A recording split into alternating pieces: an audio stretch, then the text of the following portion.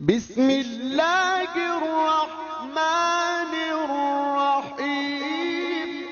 احسان کے میدان میں احسان کر، ہر کسی سے کر بلا تمیز اور بلا معاوضہ، ہر کسی سے ہر معاملہ میں احسان کر، احسان کا کوئی بدلہ نہیں مگر احسان۔ جو تو کرتا ہے اللہ دیکھتا ہے، کسی اور کو دکھانے کی ضرورت نہیں، جس کے لیے تو کرتا ہے وہ دیکھ رہا ہے، وہ کافی ہے۔ احسان کر اگرچہ احسان کا بدلہ احسان ہے، پھر بھی بدلے سے بے نیاز ہو کر کر، بے شک احسان اللہ کو پسند ہے اور احسان کرنے والوں کو اللہ دوست رکھتا ہے۔ حضور اقدس صلی اللہ علیہ وآلہ وسلم نے فرمایا مخلوق اللہ کا کنبہ ہے، پھر فرمایا تم میں سے بہترین شخص وہ ہے جو اللہ کے کنبے کے ساتھ احسان کرے۔ مخلوق سے مراد ہر قسم کی مخلوق ہے، جن ہو یا انسان، درند ہو یا خزند، چرند ہو یا پرند، مومن ہو یا کافر، نیک ہو یا بد، مخلوق میں سے ہے۔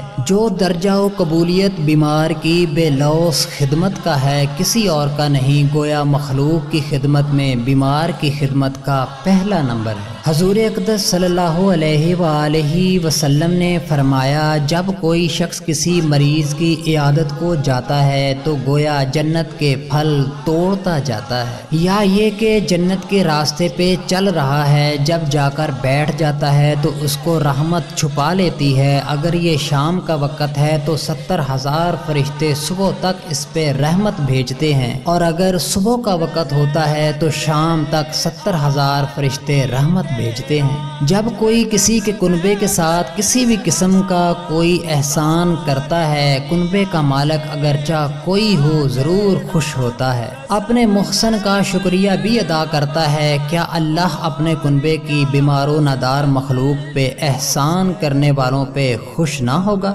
بے شک اللہ سب قدردانوں سے بڑھ کر قدردان ہے۔ آج ذکر مصطفیٰ